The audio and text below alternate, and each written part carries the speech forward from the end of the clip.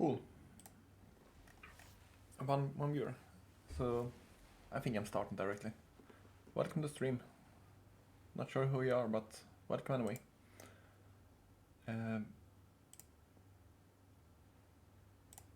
So today's problem, I solved it earlier during this morning. If you have read it already.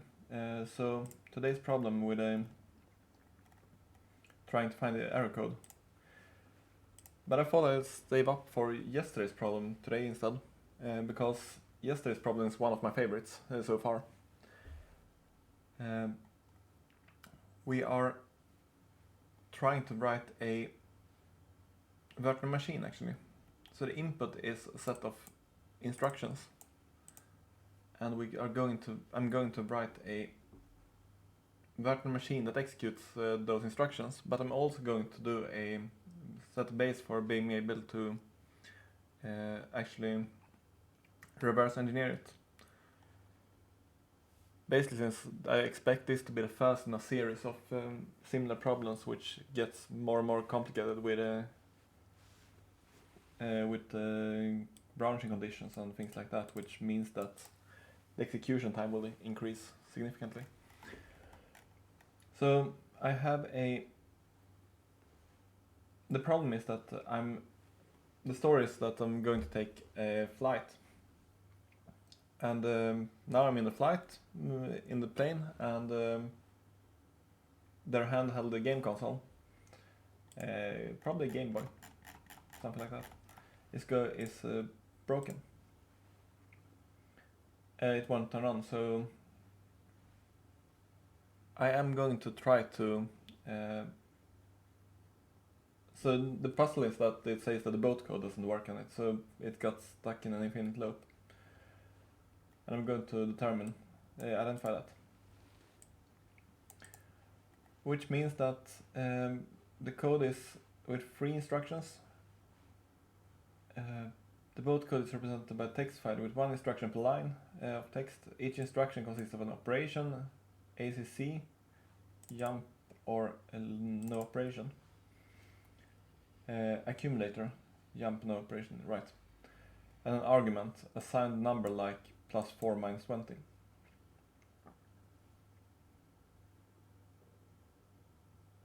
Okay. So increase or decrease a single global value called accumulator. Okay, so we have an accumulator, which is because I'm thinking that the goal of this is to actually model a simple processor, and the accumulator is a register, usually called A in a processor, which can be operated on. In this case, it can only increment or decrement. I would expect them to be able to address relative to the accumulator in the memory, so I guess there will be add a memory later, which means that the accumulator will probably be not an accumulator but a stack pointer. But I call it accumulator. And I expect them to actually add some conditions to it also, so there will be added syntax for conditions. It's just my guess, but I would expect it to be. So I'll reload that page. So we'll see what happens.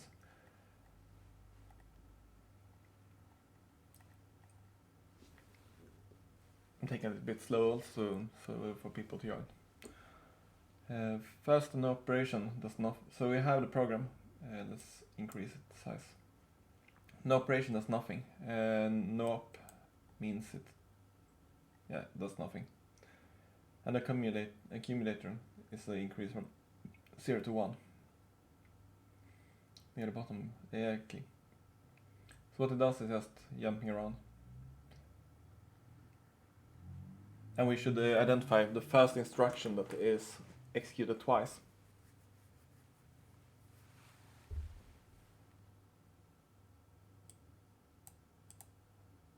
What is the value of the accumulator? Exactly. So I'm going to try it with this code. So I'm going to put that in the input of my spreadsheet.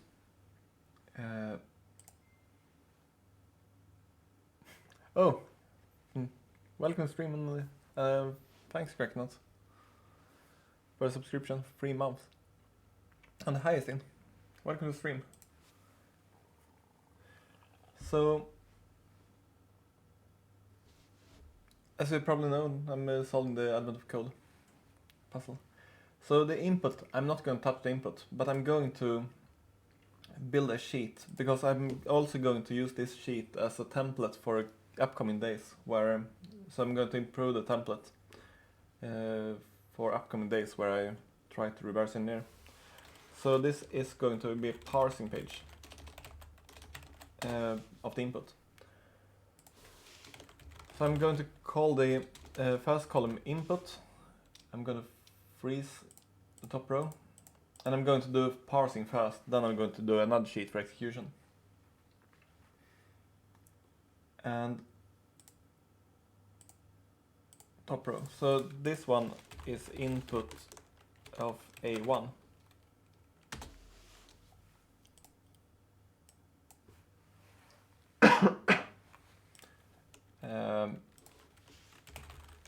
Not is empty.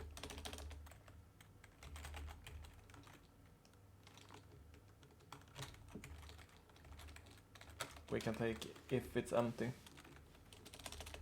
I am going to pad it with, for simplicity, I'm going to pad it with not plus 0, because that should do nothing.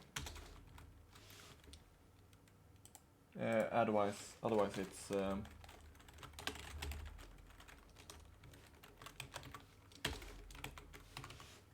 name.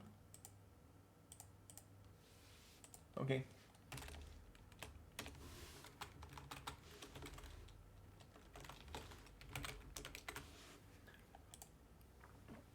In this case, the first thing is that I want to know the opcode, which is, it looks like it's actually the first 3 letters in this case. I might need to change it to be able to, if they add longer opcodes, but in this case I'm thinking that it's the first 3 letters. So we say that, and the argument mid A1 A2. We start at 5 and it's the rest 1 kilobyte.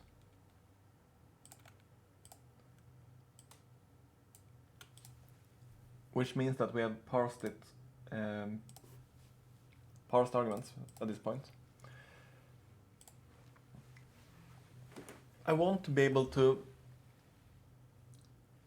if I recall correctly, the jump instructions is relative, address relative, which means that some of those are referring to relative to the current current operator. So I'm actually going to put an address here, just to be able to have some reference. In this case, I missed out. The operator, the NOP operator does nothing. You have, in this case, I expect them to add more instructions later, and it might even be that they can add conditions to the existing operators. I have no clue, because currently it's 3 operations. It's ACC, which means that it's increments or decrements the accumulator. Jump means that it's jumping relative to the current address. So it's a relative jump, and a NOP means no operations, but it still takes an argument. And the argument does nothing. Which means that I am going to create a column here, which means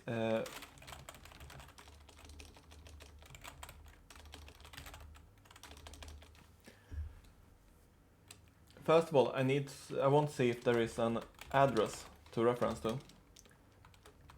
And in this case, I actually expect to update this a lot more, because what I want to do is that I am going to use those columns here and I actually hide them later. So over here somewhere I'm going to do a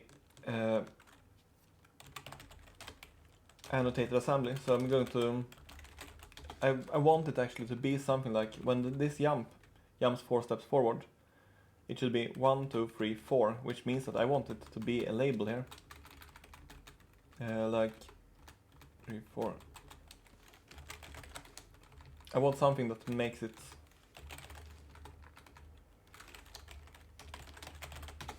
written like that, and I want to automate that process because that means I have much easier to actually reverse engineer it later. And reverse engineering is one of the goals of this sheet because I don't expect it to be able to evaluate all the programs up until Christmas. So this is my goal, and therefore I want to see if I am pointing at an address. Let's say ref address. In this case, I can use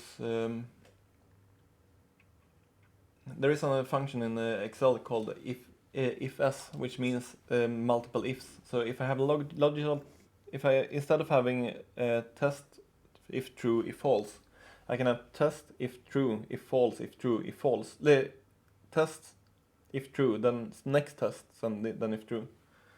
So basically an if-else statement. So if opcode equals not,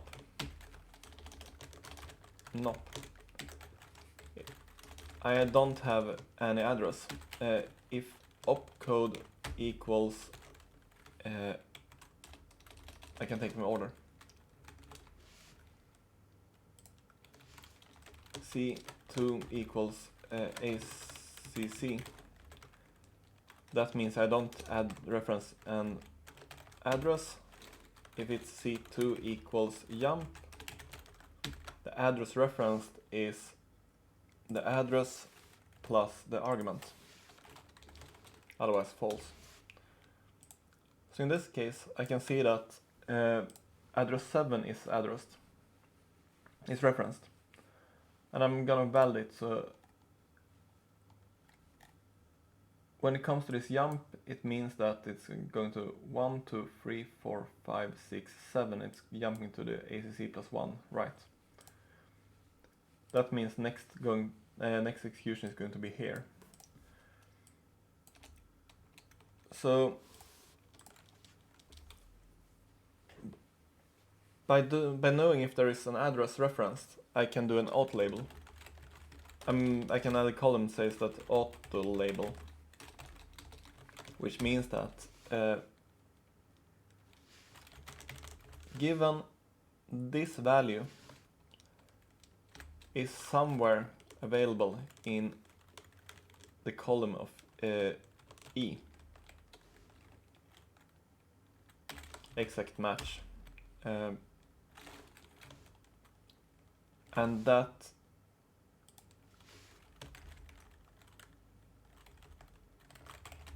if that's not an error,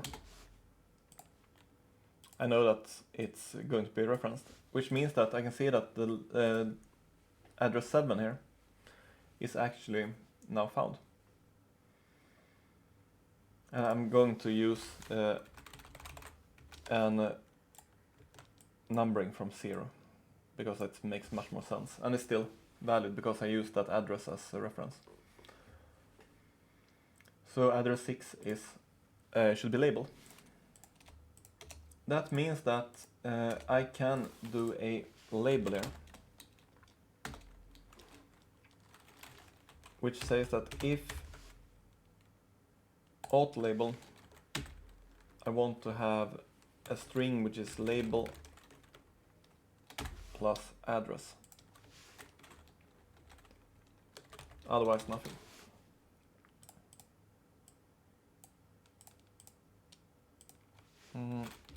Is there a T? I think it's the T function I'm gonna use.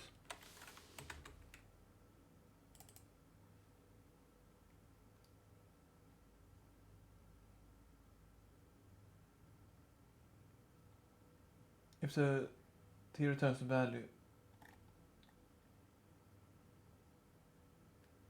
I'm not sure if it's a t function. Nope.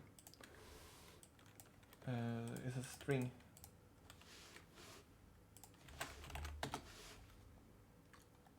Format.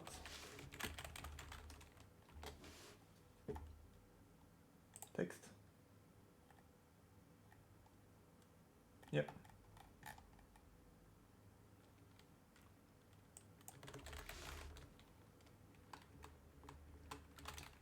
And the format string should then be something like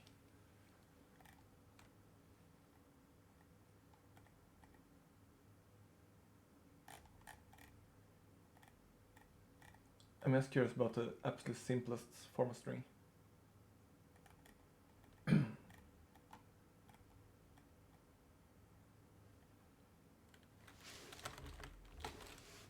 I do like that then?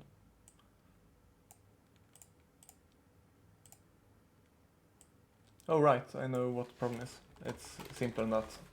It's the wrong operand for concatenating strings. It should be and address. So now I have labels. And I want to have a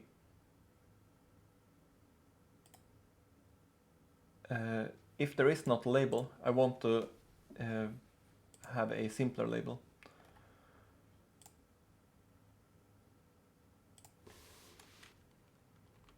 Also, label first label should always be a out label also,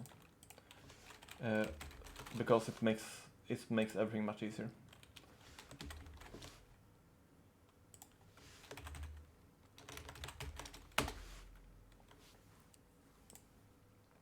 In this case, I know that because when I'm addressing something, in this case, this jump instruction here, now I have an auto label, which means that I don't have any references to to somewhere where I don't have a label. But let's say I have a reference. By some reason, I want to change it later. I want to be able to reference, for example, this jump instruction to the label 3 + 2. So I can reference relative to the previous label. So I want to have a expand label.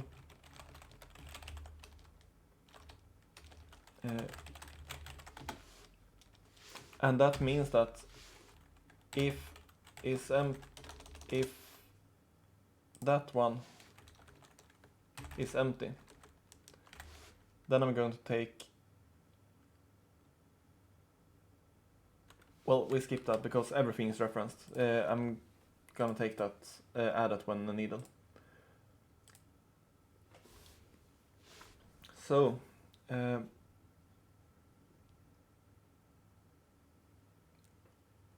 in this case, if there is a referenced address,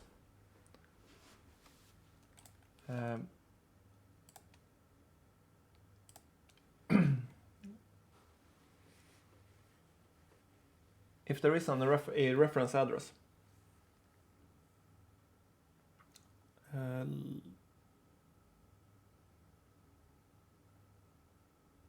thinking of it just here. Let's call it auto label and remove that one. So this is the output here, over here, label. That should be the auto label by default, because I want to have somewhere I can overwrite. If I want to set names on it, I can say start here, for example.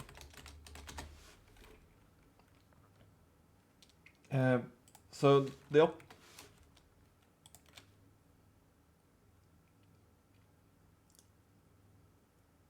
in the case of when I want to format it, I want to have my goal is to have nop here. I want ACC +1, or maybe just AC1. Jump to address 6, which means label 6. I want to have ACC 3. So my goal is to have named labels later. So therefore I want to have argument string that says that if this one is not false, then I want to do a lookup from the label column, which is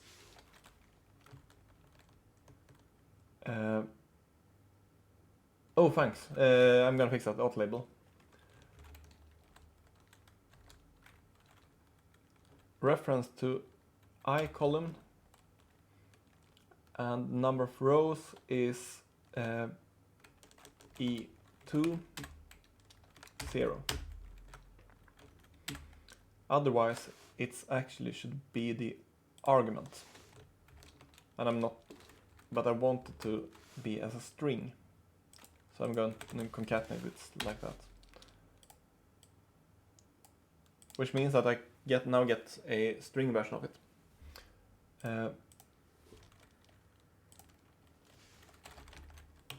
Let's call the internal label, because those columns here should be internal. Let's mark them as, I'm going to hide them later. So the label, and then we have the mnemonic, should not be no fill, should be opcode and space and argument string.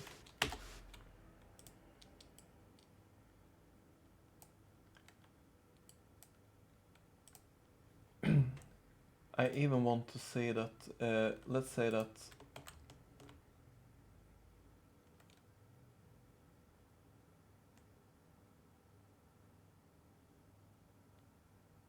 okay. If that one is not false, otherwise we can should look at the table. If opcode equals not, then we're not going to have any string then. Else true always. So we skip in nots. In this case, we actually have some kind of parsed value here. So I'm going to, this one was just for us to read. I'm going to have add some columns, I think, to be able to just custom label, because I want to have some extra data, but over here is just to be able to configure to add some parameters to it.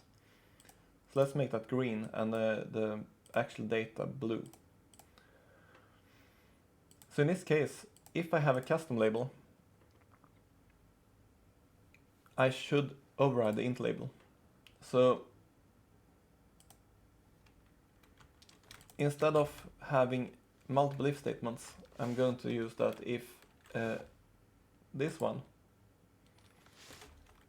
int is not empty, then it should always be this one. If f2, then we get this one, last case true to that one. Doing so, I have the auto label, but I can go and override like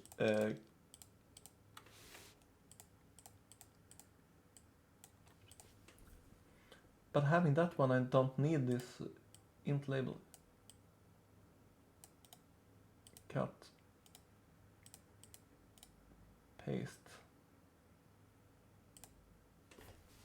sorry, insert cut cells, right there, exactly. Which means that int label reference still reference correctly, and that one reference that one, which means I can remove this column. Right, this one should reference not I but H.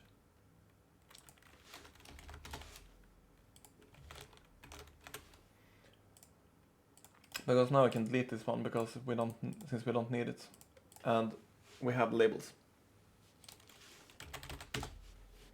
So the first one, I can then say start. So we call that start.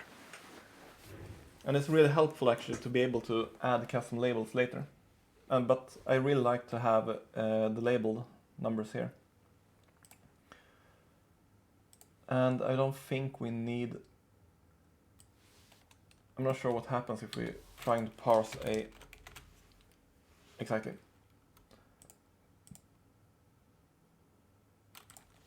If error, let's make the argument 0. And if we have, if C2 equals, that should be a false.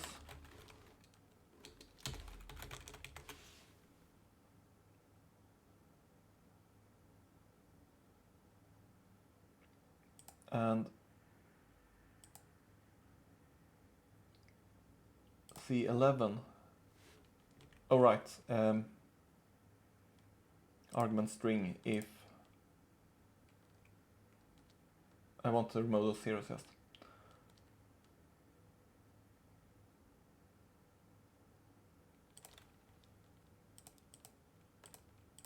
Let's say that if C2 equals empty string.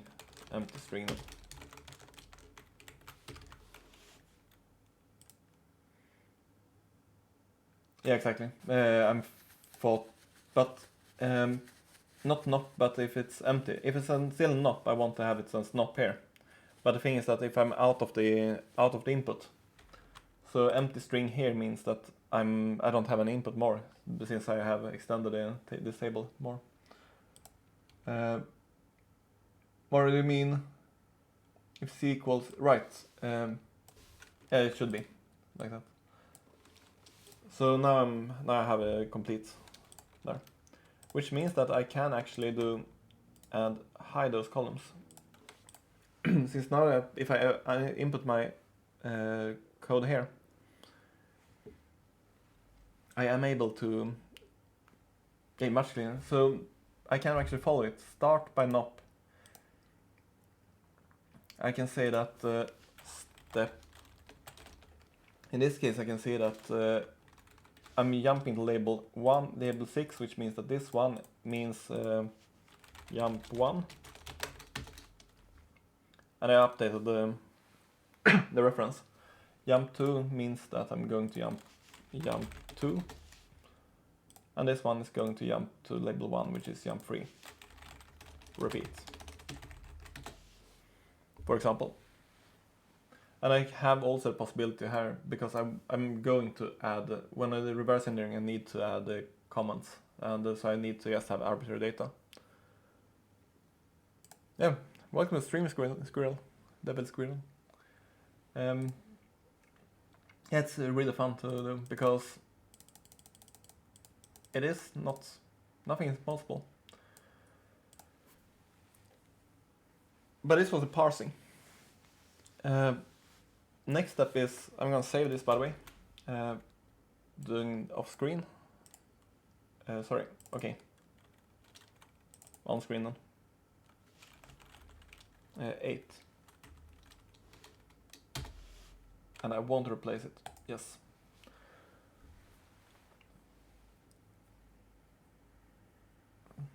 Thanks. So I'm doing, next step is actually to do some execute the code. Since, let's go to execute.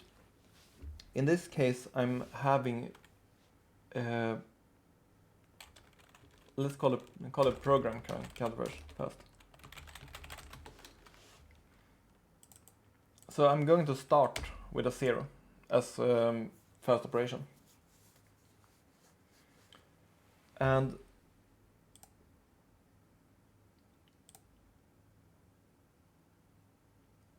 that means that I'm going to load the operation here, because it's quite interesting actually to see the actual opcodes. And the program counter is 0, which means that I want to say that address always start as 0. Because doing so, I can say that referencing a column in this table on the top row here, but doing with the offset, I know that the offset is the address. So in this case, I want to have the operator, and that one is offset parse, was it C? And it was the second line, and it's A1, A2, rows, 0 columns. So I got nop.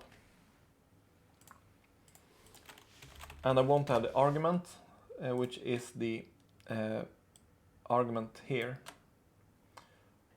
And I'm only going to use the argument, by the way, not anything else, because if I do as little as possible, if I depend as little as possible from this parsing, in this case, I will have a more decoupled spreadsheet. So if I need to update the assembler, I don't want to interfere the execution environment. But I might change it when they add, so we know about how addressing works. So in this case, it should be the offset. I forgot to check. D, column D, equals offset parse the important to freeze 2 A2 0. So that's my argument. So the program counter is incrementing, but it is only incrementing. I'm going to use the ifs, by the way, because I expect there to be other kinds of jumps later. So if the previous operation B2 equals a jump, then the program counter is the A2 plus C2. Otherwise, it's the previous one, but increment 1. So that means that in this case,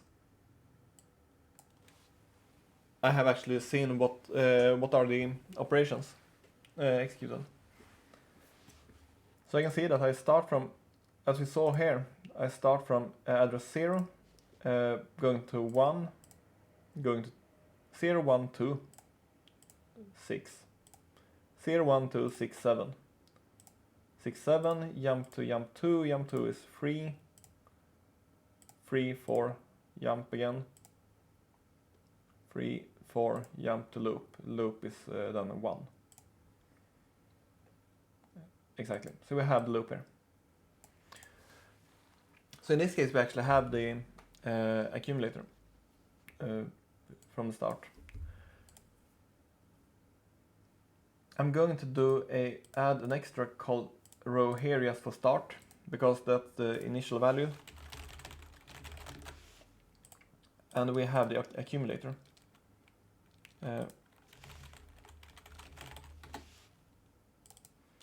We start with 0.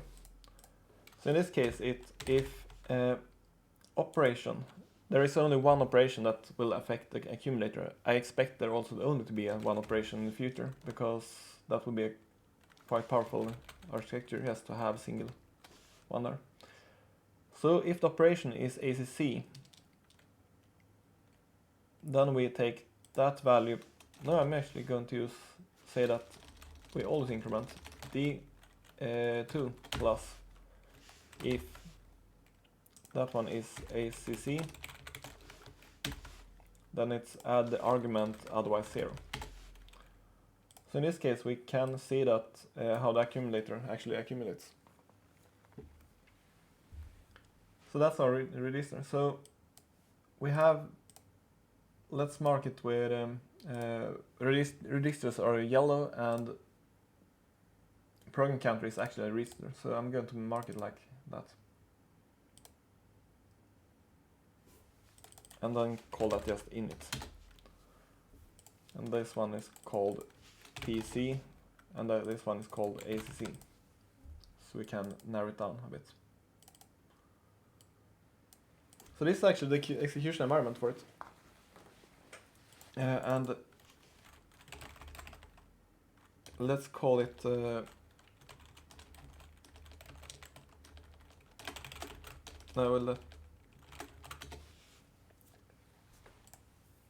yeah, makes more sense, I think.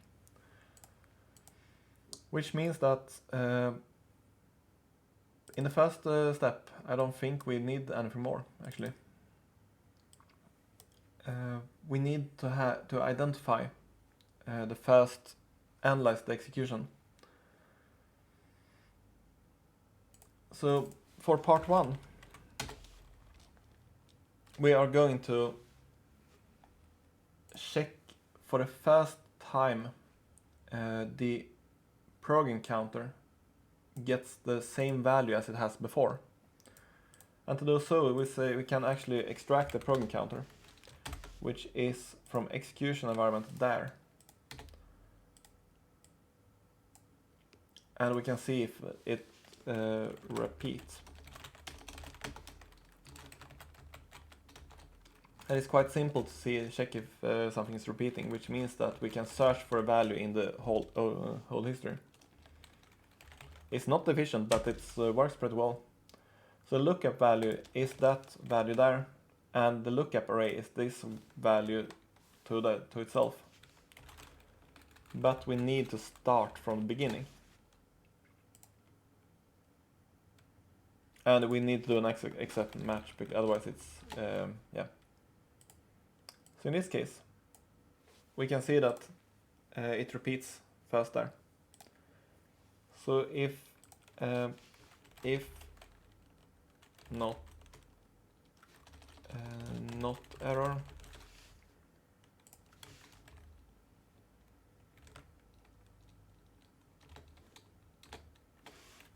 not is error.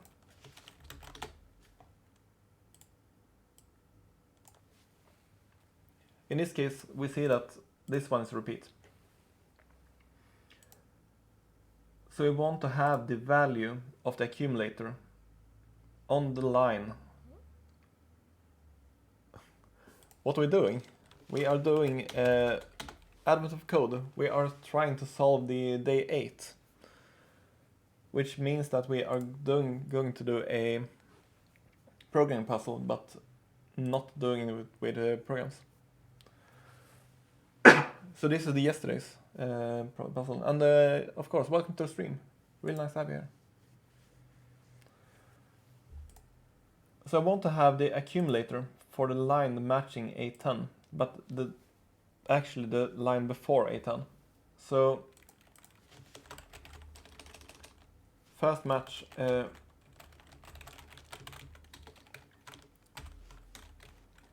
we start with not available, and if is not available there,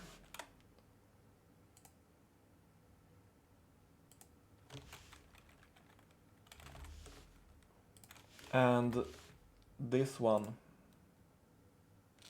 is true. So if we don't have value but we should have value, then it's simply the accumulator from before. Otherwise it's NA again. Otherwise it's the line before. So in this case we save the first value here. So the criteria here is that if we don't have value but we should have value, we fetch the value, otherwise we take the previous value. And we start with not available, which means that as soon as we get the available value, it falls on this criteria, which means that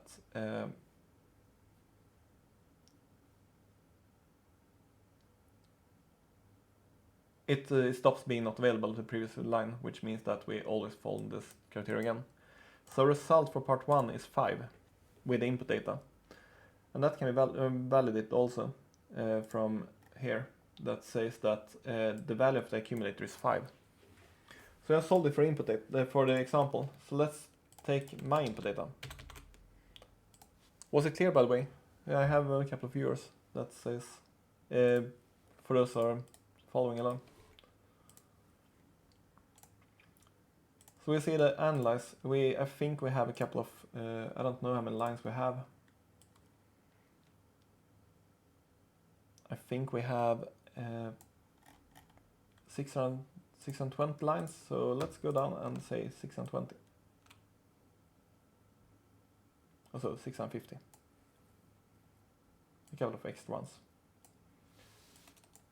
We don't have any custom labels, but we see the auto labeling works quite well. And we can hide those because we don't want them. And I'm not going to actually track down this problem because it doesn't make sense, because it's just accumulated and not probably random. Awesome. Probably as random operations.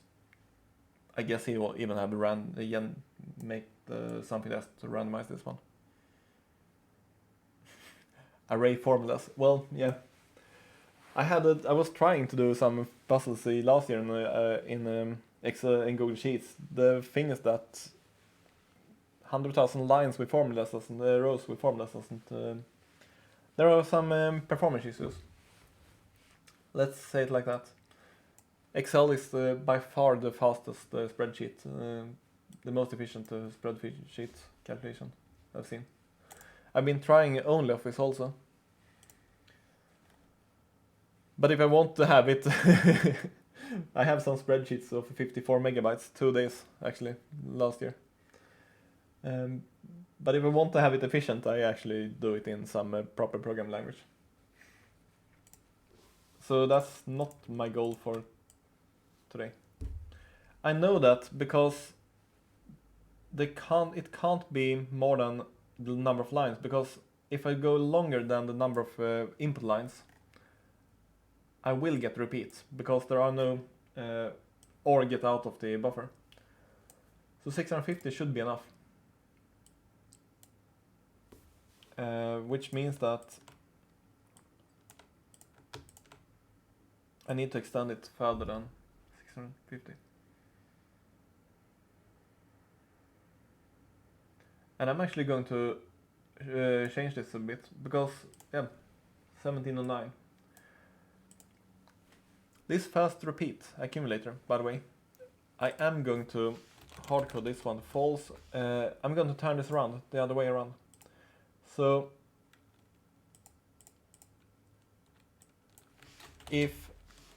because I want to accumulate upwards, since if I accumulate upwards, the info sheet doesn't need to reference the last row, but the first row. So if this one is true,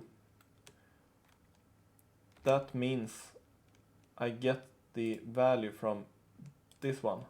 Otherwise I get it from C3, I think.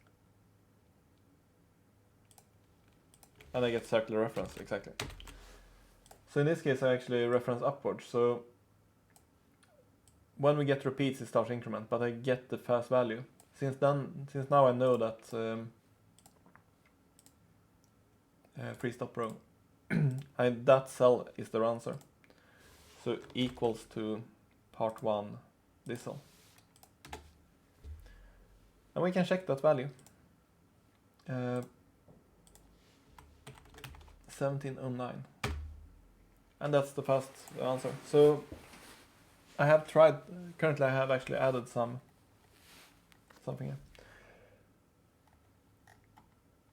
here. I'm curious if there is any mnemonic other than jump accumulate. We'll see. That is just ignored at this point. So the next part, I have not read it. Thanks. I have not read the second part because I don't want to spoil the other part. I just know that it was on. After some careful analysis, you believe that exactly one instruction is corrupted. Some problem. Either jump is supposed to be a nop or nop is supposed to be a jump. no accumulated instructions were harmed during this corruption.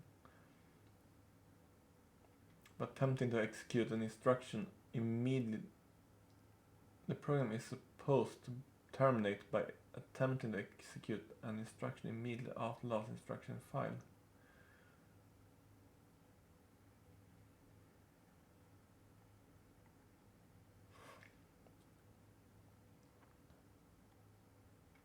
So by changing exactly one jump to or not, you can repair the boot code to make it terminate correctly. Okay.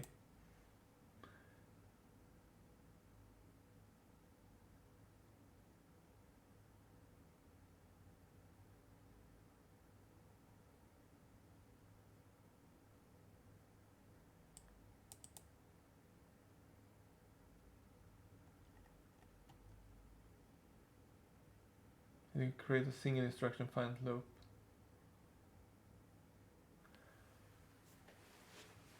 Never leaving. If you change almost any of the jump instructions, it will still eventually find another jump instruction and loop forever. However, if you change the second to last instruction to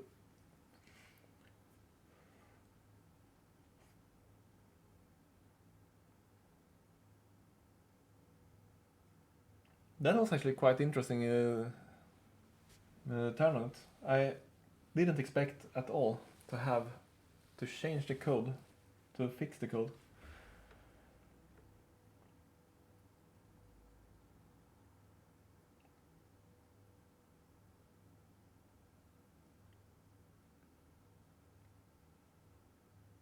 I'm trying to see if I can actually find a way to solve it. Because if I would have done it in a normal program language, I could actually just iterate through all options. Since I mean, we have at most 650 operations to run. Which means that we have at most 650 operands to execute, and we have at most 650 operands to change, which means that we can, the scale of it is 650 squared operations to execute, and 650 squared is just 422,000. That's not a problem at all to do in normal language. But I'm not going to do it 422,000 rows here. So if you change the second to last operation,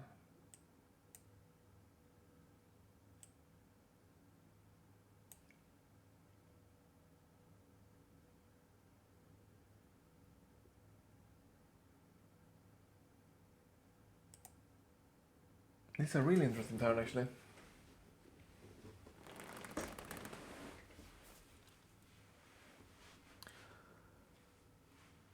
They must jump to some code that, but if that one is turned from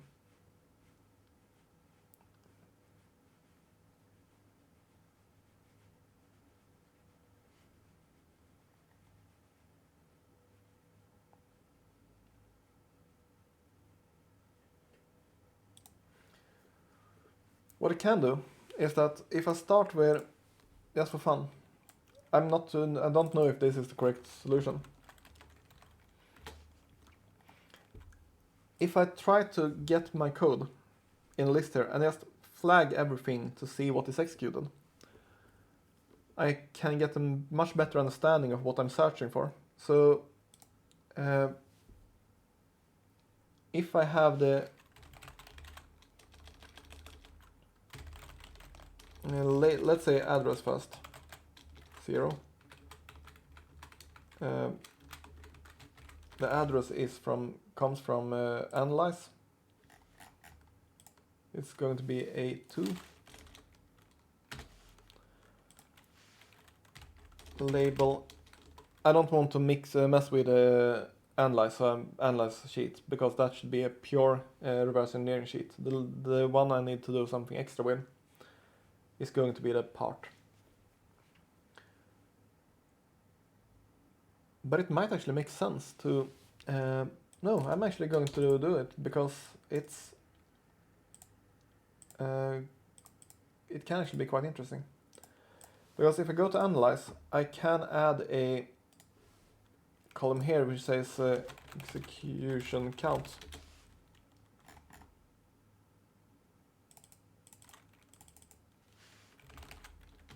Let's just call it count, which says that count if the range of execute address PC is equal to and it's a string is equal to address.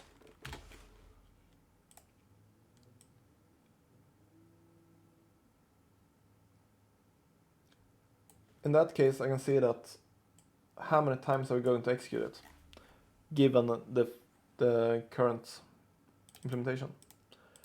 And this one is going to be, I think I'm going to do some conditional formatting on this too.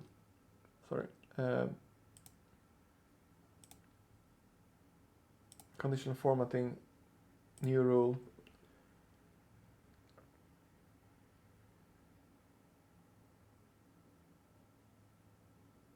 Let's do a free color from the number 0 to number 1. Call that one white, green to some kind of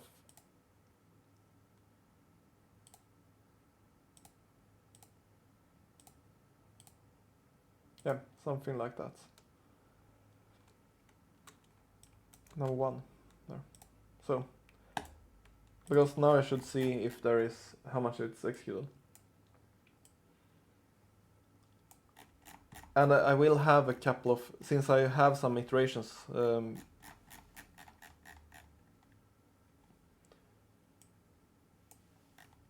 it would make sense because, yeah, okay.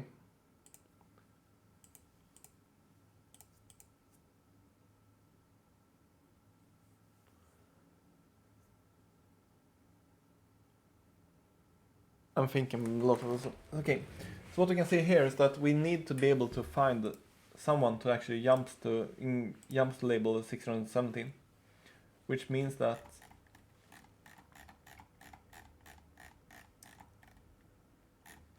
we need to see if there is any references,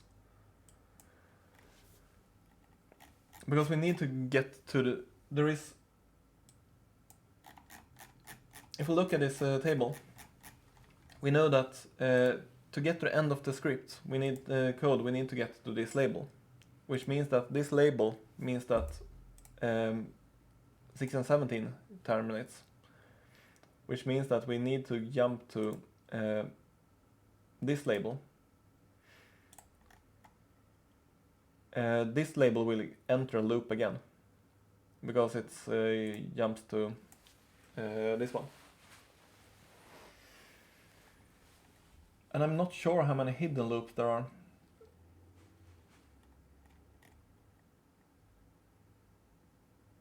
So if we can find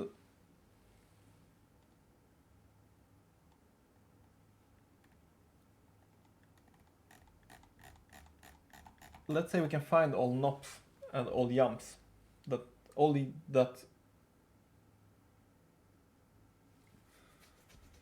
that jumps to non-executed code. That should be possible to actually. A nop that jumps to a non-executable code or a jump followed by jump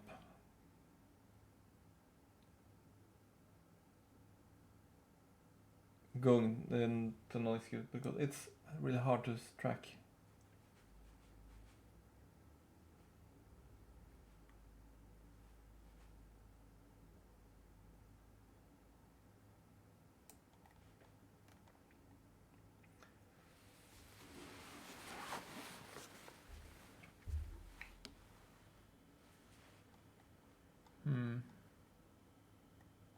We can take it in 2 steps.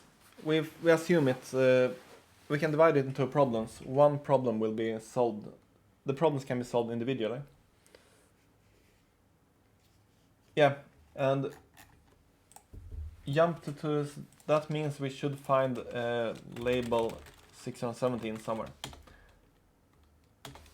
Is an exact match options.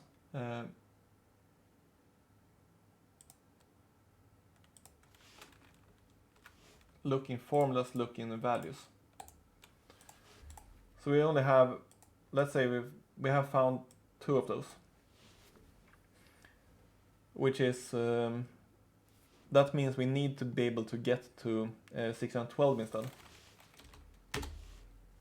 Find all, and we have a jump to 212, which means that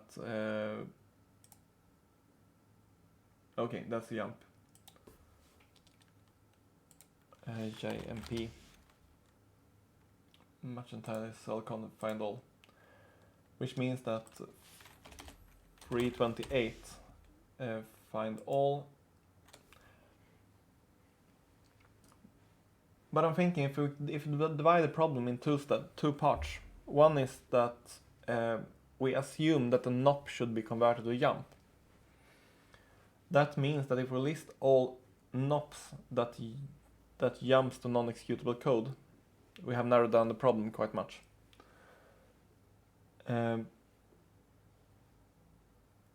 We can also say that the other problem is that the jump should be a NOP.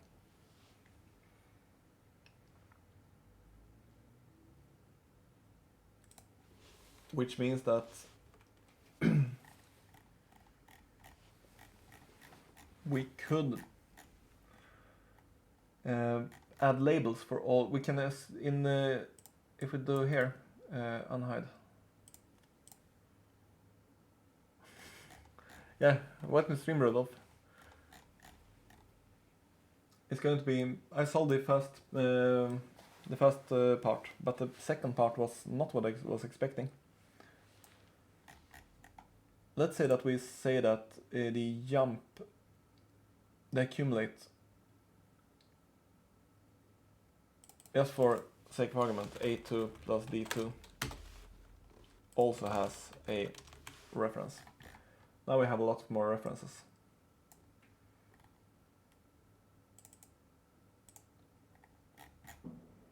Because now every entry point here is basically what an accumulator can add, because I want to see what happens in the end. I will have even more that can go in there.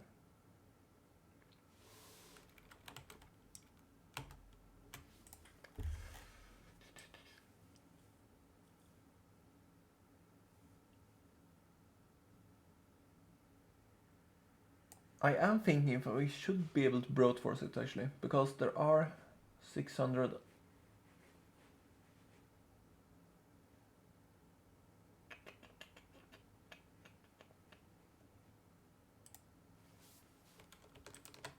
Let's see if we can brute force it.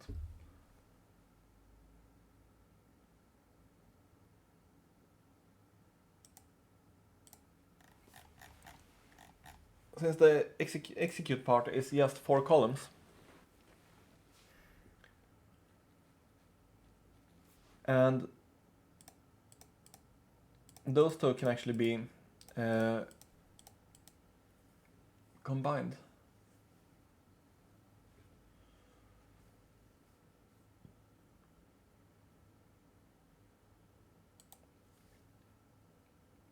The thing is that if we're going to brute force it, we only care about the opcode and the argument, but we don't even care about the accumulator. So in this case,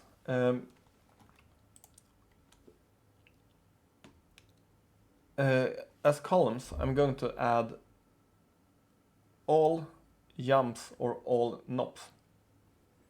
So addresses of all jumps and all NOPs. So let's say I start with address 0. Is that what? Doesn't accumulate, right? Let's say that I'm going to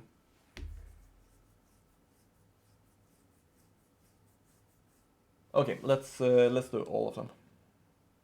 1, 2, 3.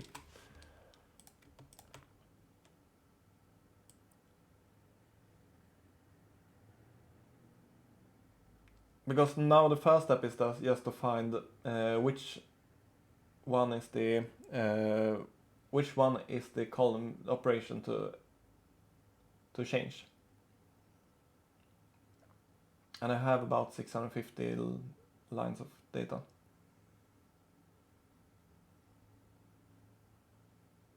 Which means that here we have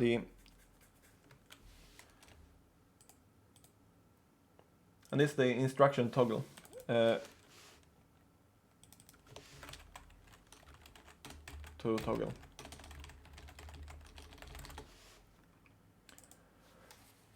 We start by address 0.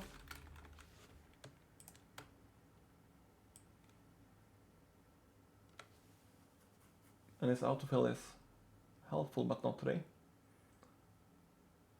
I could do it. I'm going to do this a couple of more times, by the way, so I'm not going to start with. And that means the program counter.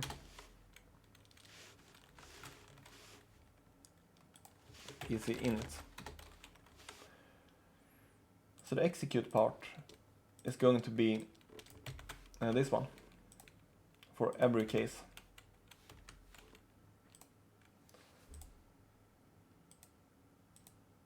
And we are going to say that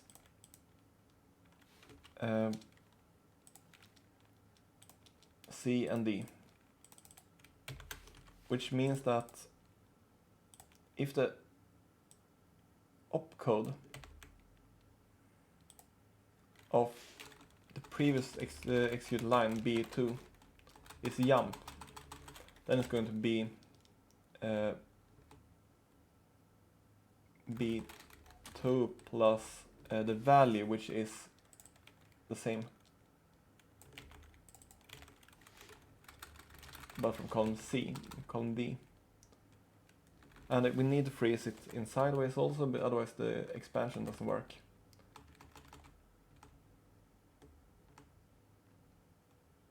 Otherwise it's the previous line, B2. Because all we need to do is, I'm gonna double check. If that one is jump, okay. So now we have the normal execution machine in 1, 2, 3, 291. That's normal. But we are going to check if the address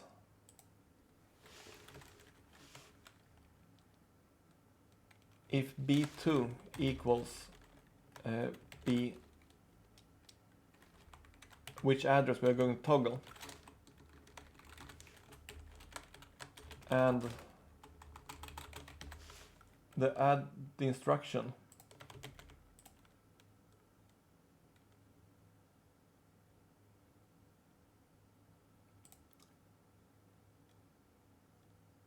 is jump.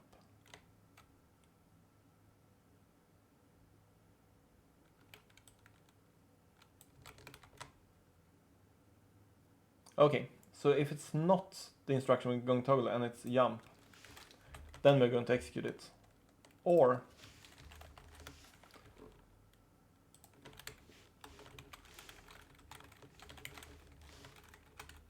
it is the instruction we're going to toggle and it's a NOP. Then we're going to take it as a instruction.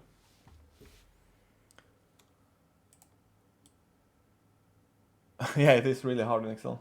So that means that I'm going to toggle operand 0 if it is an accumulate. But I don't think, I'll see the first operation 1. If you look at it, the analyze, address 1 is an NOP operation. Mnemonic. Why is the ref there? Unhide. Arg string. Oh, right.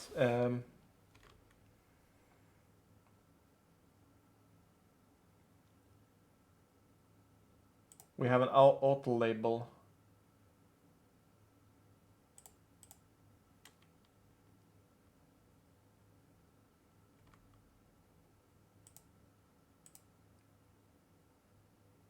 I'm thinking that we have a ref address, exactly.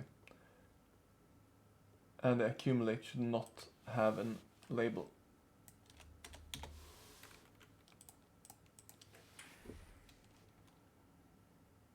If C2 is empty, then we don't have anything. If C2 is a jump, then it's address plus D2. If C2 is not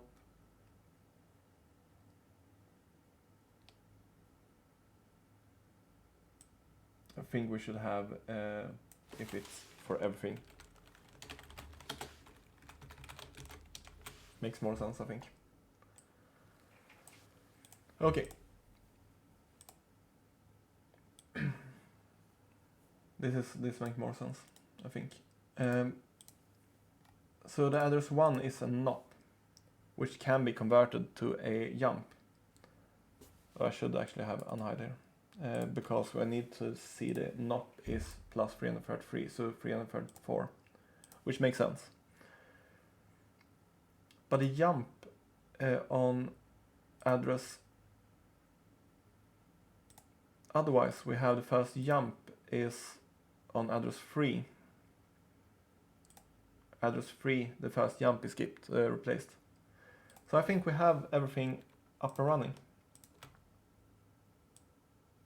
So now we have the addresses, we can toggle everything. And it's going to be a huge sheet, by the way. So what we're going to find is which column in the end is above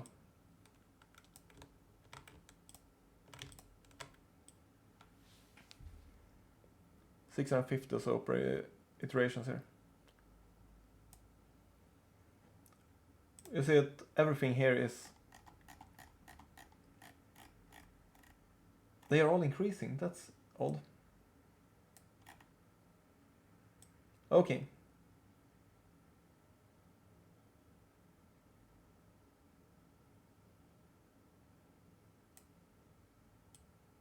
Right. Somewhere here we should find the end of the code. So we have a lot of those instructions that says that if we look at input, we have not caught anything that is about actually over here. So if we jump to somewhere after here, it means that we are trying to continue execution. But we need to see the instruction right after. So we need to find 617 here. And I would expect just to see it. There are a couple of those.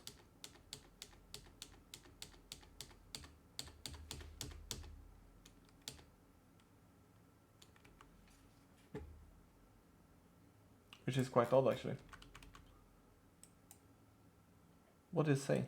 Then execute the instruction immediately after the last instruction in the file. By changing exactly one jump or NOP, you can repair the boot code and make it terminate correctly. Instruction immediately after the last instruction in the file. Exactly. Which means that if this execution environment works,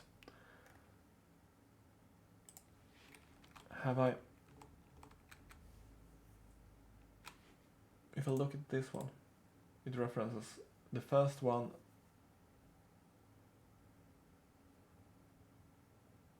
if the address equals to this one.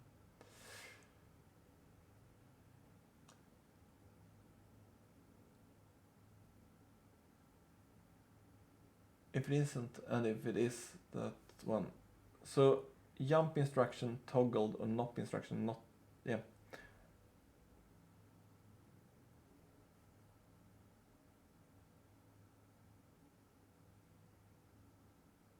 I think it should be, but according to this, there is.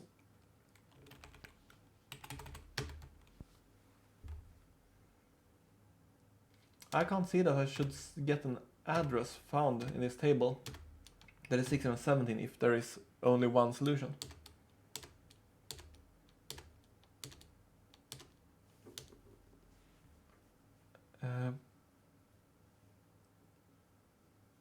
So looking at, if you change the first instruction, no. Any of the instructions, the program will still eventually run.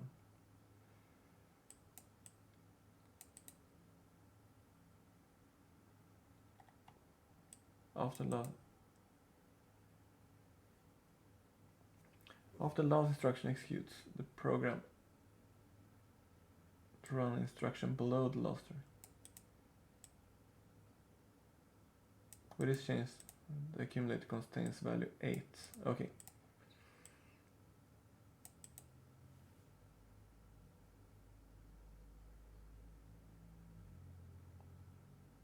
Yeah, that's fun to actually add it to the ASCII cable.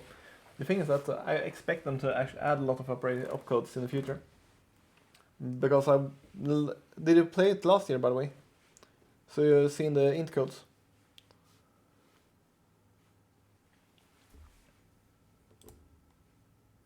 Because the last year we had a lot of. Yeah, cool, awesome. Because I would expect this to be the int code of this year. Oh, cool. Yeah, probably, most likely. I'm terrible at names, so probably. But it was really fun last year. And I can't really see, because for me this doesn't make sense.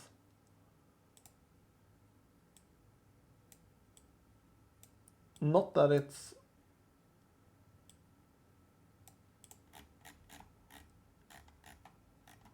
Let's see, 617.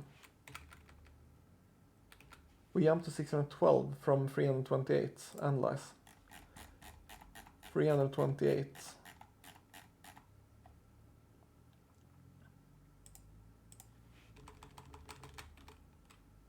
Jump to +8. 334 is correct there. Oh, right, I think I know what the problem is. Maybe, no, maybe not. Label 48.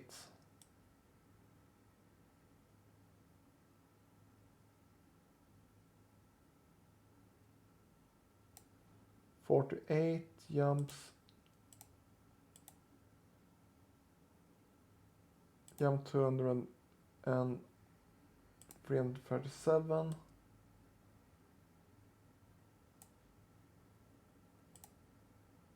And then we're in the loop again.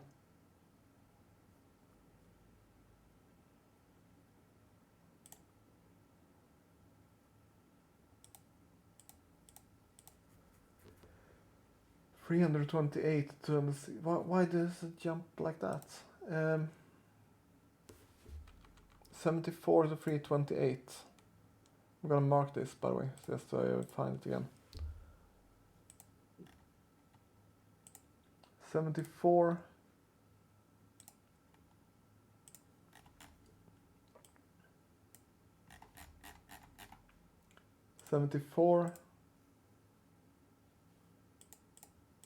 To 328.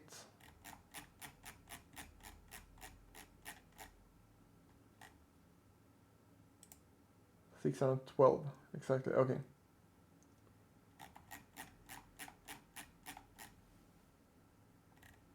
I think this should be correct. But why does this one, it says that somewhere in the program a jump is supposed to be a nop or a nop is supposed to be a jump. No, it's harmony corruption both code. That means one thought I had was that if someone is jumping at the end, you need the ACC value. This is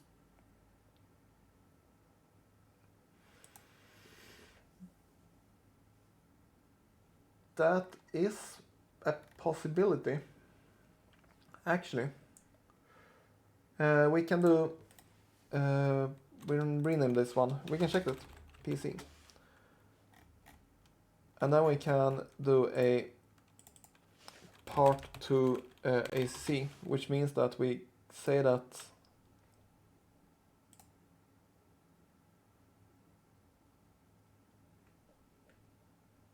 I'm still gonna keep this line here.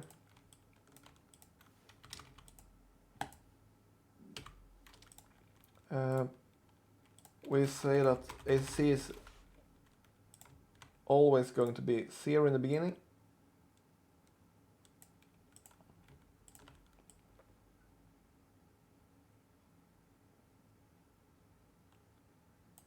How far am I going to? Let's do it like that from beginning. Then if offset analyze opcode $C $2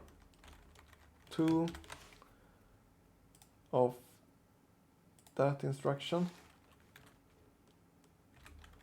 equals to a C, then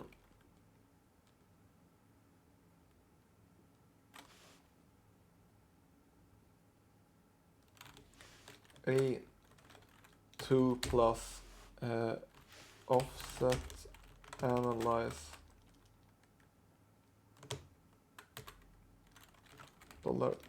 $D2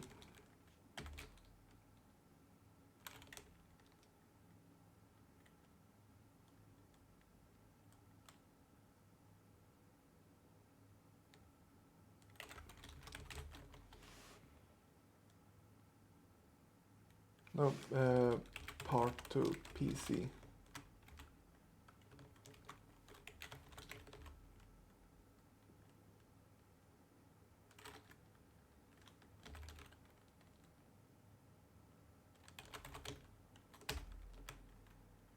I think it should be like, okay, 0 offset there.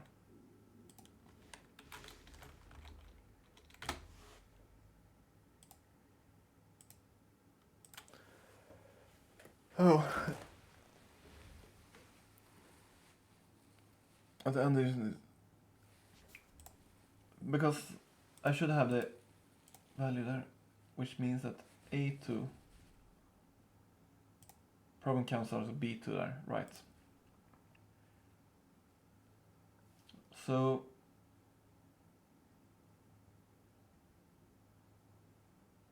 let's just say that we want to check, see what instructions are executed.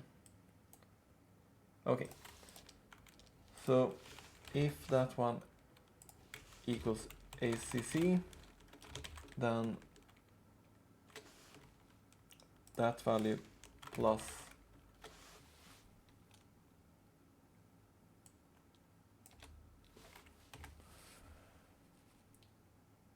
D2 in analyze part 2 PCB2 0, otherwise we get a 1. No change, right.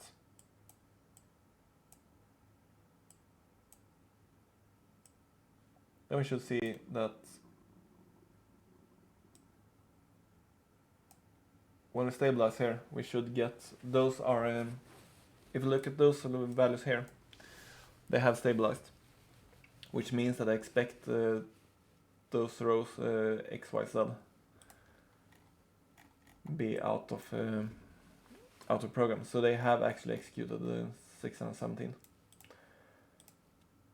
I'm going to clear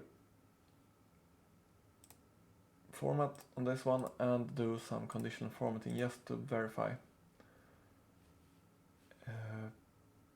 New rule and greater than or equal to 617. I'm gonna mark it as fill light red. I'm gonna make it greater than. Right, and I'm gonna do some conditional formatting, new rule. If it's equal to, I'm gonna mark it as a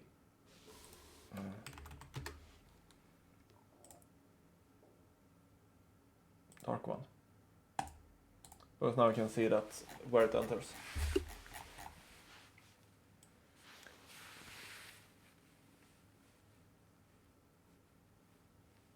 And for me that doesn't make sense, to be honest. I'm not sure if you have seen, if you have solved it, if anyone watching actually have solved it and found out, got to the same conclusion as me.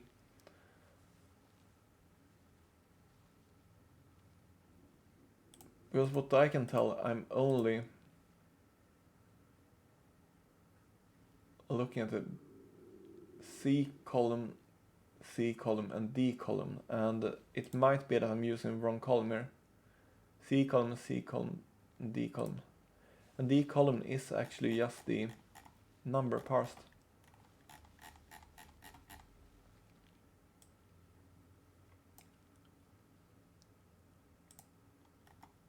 And what is the accumulator in this case?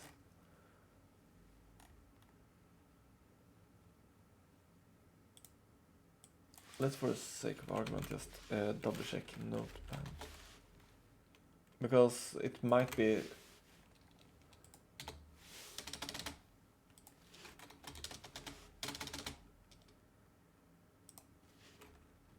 I think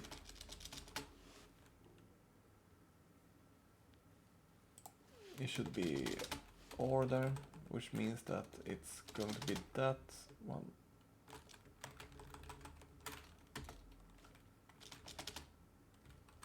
So it's basically an if statement instead.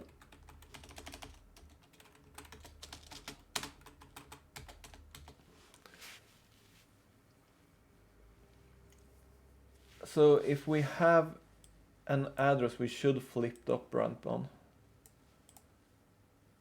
If we should not flip it, then we're going to jump if it's a jump instruction. If we should flip it, we should jump if it's a NOP instruction. In any case, that's how we do jump, and we are handing it on.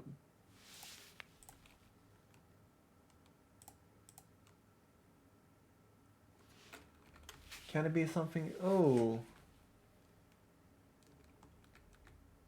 what is down here? B2. Oh, sorry. I found a problem, I think. No, maybe not. If you see the where we start the executing program.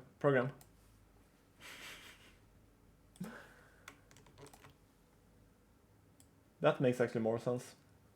I hate Excel for this one. That's why I use it. In this case, I now expect it to only be 1, because now we otherwise start right in the middle of the program.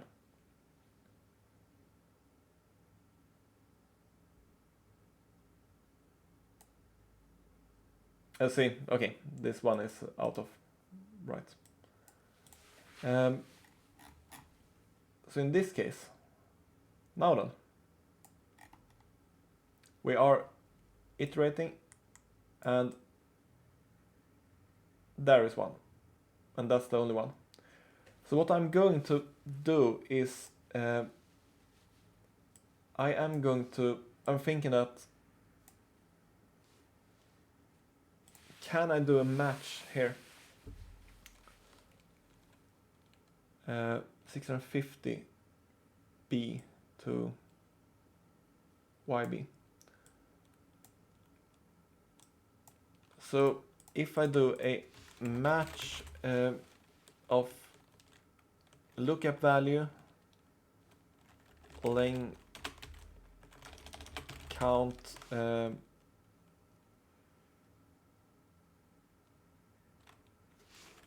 input, just how many values do I have in this column. Let's see if I can do some just count the values, because that's the end instruction. Count if that one is not equal to space 6 and 17, right? That means I need, yeah, it makes much more sense. So if I match lookup value in B650 to YB, I think it was 650.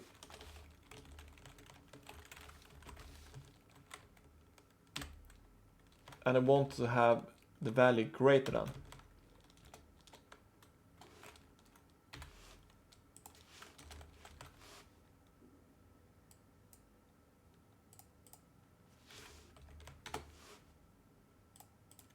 Less than.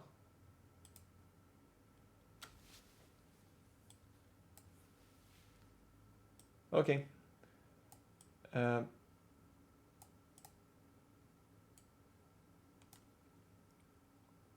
Let's add one here.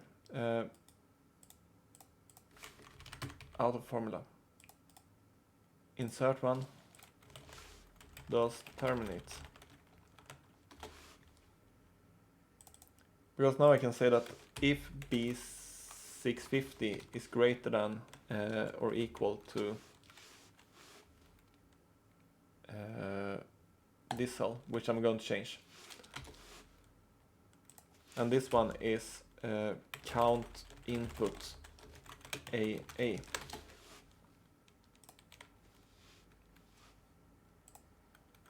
Count if.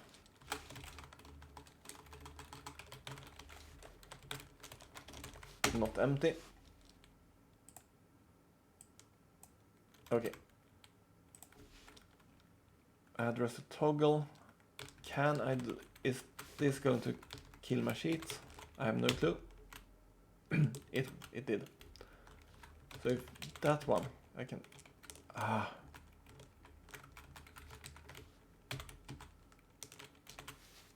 so right. B650, but this one is freezed.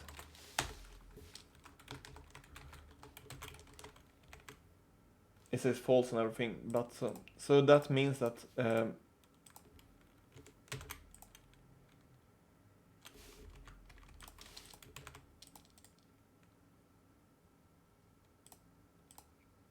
I think that the reference also updated. Right. Paste. I'm just going to do some.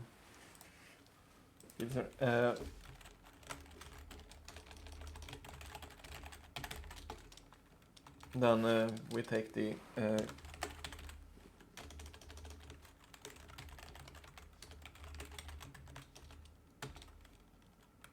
equals match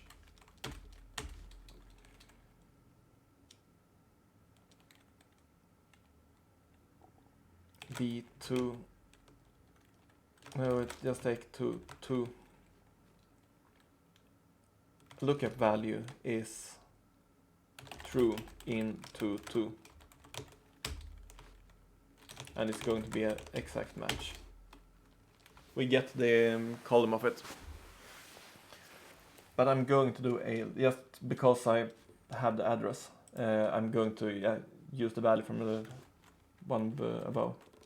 I'm going to use an index, which is the array, which is 1 1 for this one. And I'm going to use the, I don't know if that's possible. Yeah, that's the value.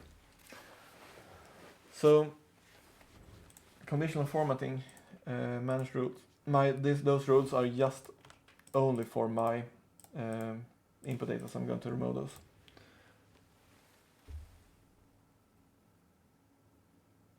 Yeah, it really does make you want to make emulators. So I was actually thinking about doing an emulator for a real, just for fun, just do for example an ARM emulator for in Excel also, because it's really strange. That means that I don't need this sheet, but I'm going to duplicate the execute sheets. I move a copy to the end and make a copy, because now we need an execution environment, which just takes and flips this operand. So if the program counter equals to which address to flip,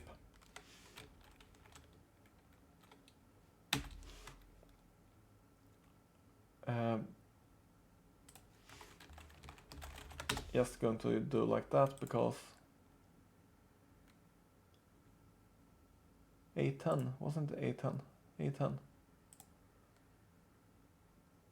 Okay, yeah, right.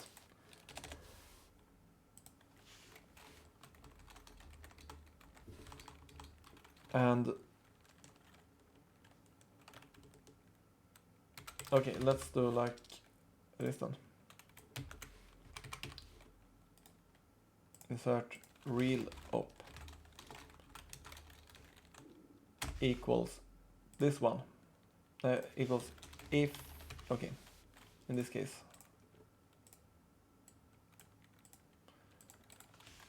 if program counter equals to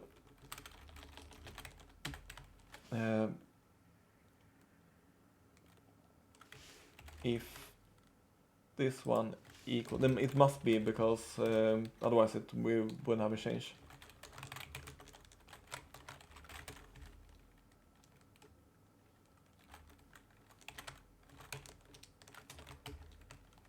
Like that, since now we have the everything the same.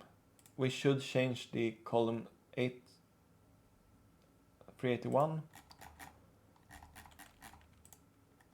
which should be quite late, I think.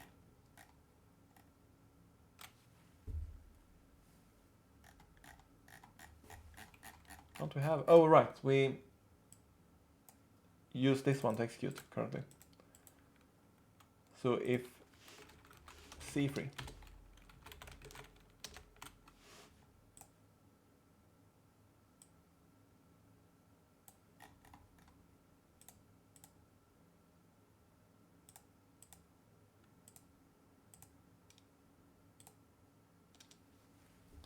so as we solve this using graph. Yeah.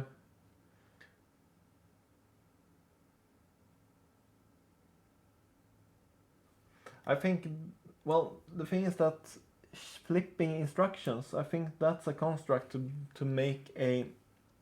My interpretation of this puzzle is that flipping instruction is a concept of forcing you to do something extra, but still have a simple virtual machine. So I think that this is my interpretation is that this is the only time we're going to flip an instruction.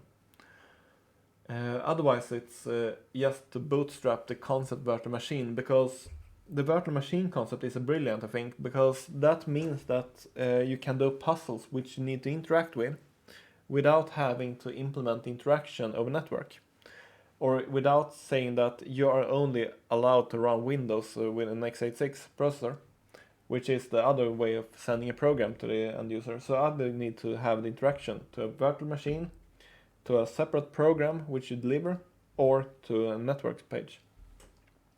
So by creating a virtual machine, it means that they can hide puzzles which is executed at the end user. So I would actually expect them to make a proper emulator, and because I think that will be extended a couple of times. And by the way, not unique. Welcome to the stream. So I really think this is a brilliant concept of delivering custom code to the person who solves it.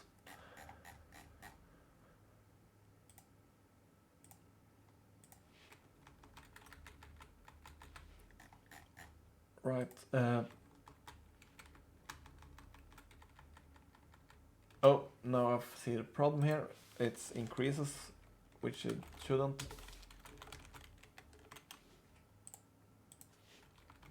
Right. Now I expect it to be no opposite over here. Right. That makes sense. And 381 is here. Jump becomes an accumulate. No, jump becomes an accumulate. That's not correct. Jump should be a nop.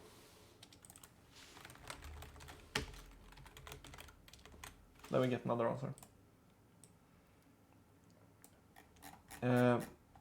1976.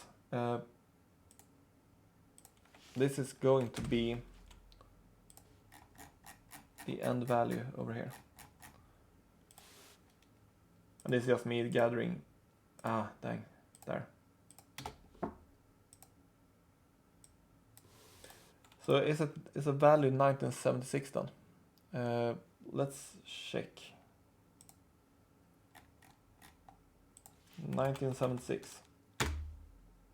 That's the right answer, which means that I am up on track and have all the gold stars for so far.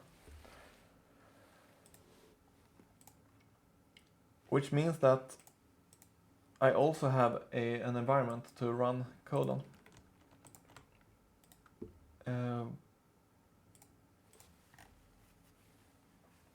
And I think this will actually end up in an up the ant post on Reddit quite soon.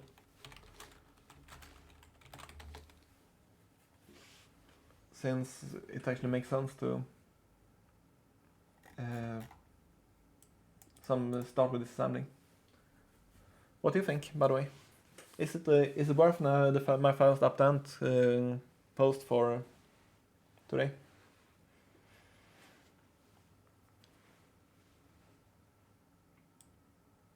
Cool. I am going to post it.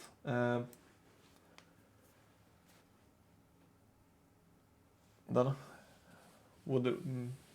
since I haven't not posted anything, I've just been waiting for cool puzzles to be solved, because I've been solving it on streams a couple of times, and a couple of times I've been solving it off stream.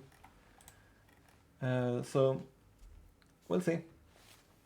I'm gonna call that ADDR, because then I can reduce that size, and that is going to be yellow. Thanks for follow. Really appreciate it. Yeah, part 2 was actually quite unexpected. So, but in some cases you need to brute force. It's that's the best way. And this is about the limit I want to push. When I'm trying to push Excel, this is about the limit I want to push it. A few hundred rows, a few hundred columns. I saw this post of someone doing an interpretation of what happens. Basically, you hack all the way through into way.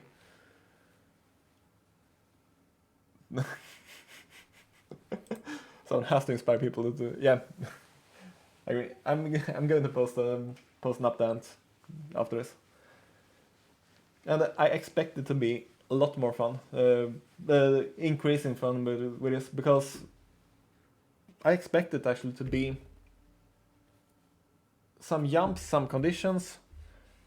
At least just add conditions to it, and then add memory, and then the relative addressing. And if you have done that, you can build a full programming language, which means that I expect them also to, if you looked at the code he wrote about his int code compiler, he actually have this function concept, the concept of function. So I expect it to be the accumulator to be the only register available. So I expect it also to be put at the beginning or the end of the memory region we have access to, probably the beginning, And a function call will mean that increase the accumulator with the number of variables you need in the function, which means that you can add recursion. But first he needs to have conditions. So I would expect the next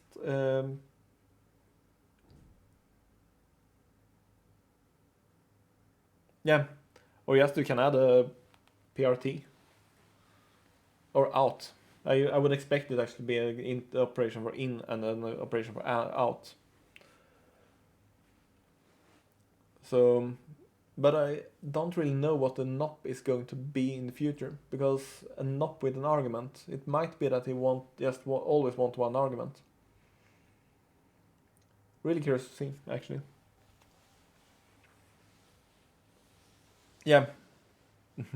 Add new opcode for memes, of course. Makes sense. Looking forward to see the post, by the way. So, in any case, I'm thinking about wrapping up the stream and see if there is anything more to do, because I need to do some other things. I'm going to make a gingerbread house with my scouts in 45 minutes.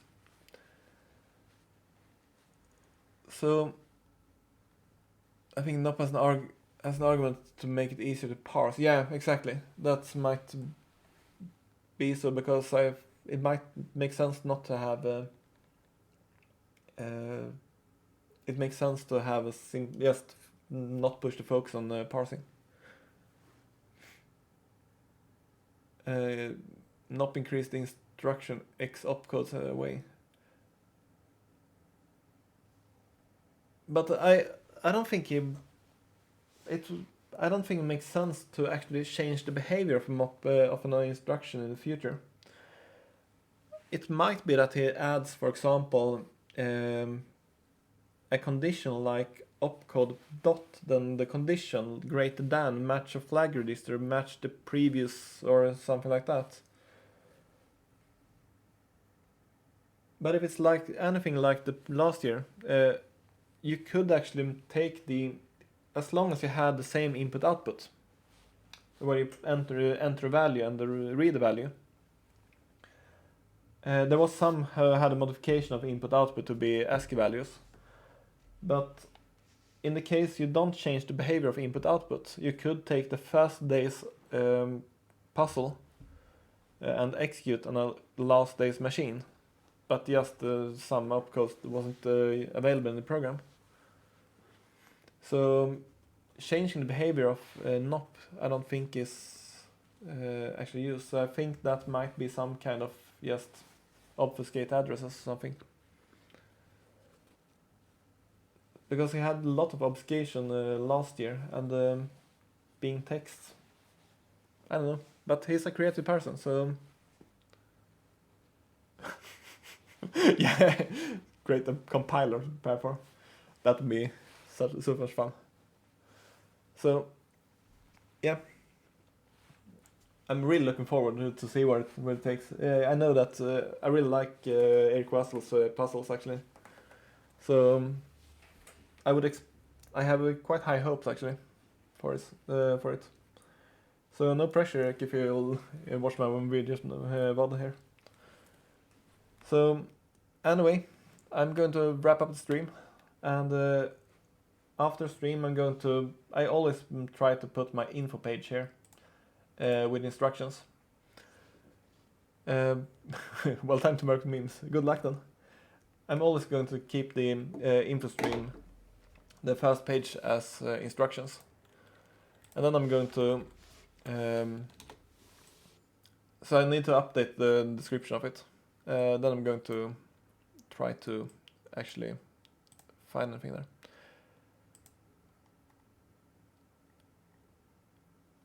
And I can't really see anyone up and writing elements of code currently to raid, so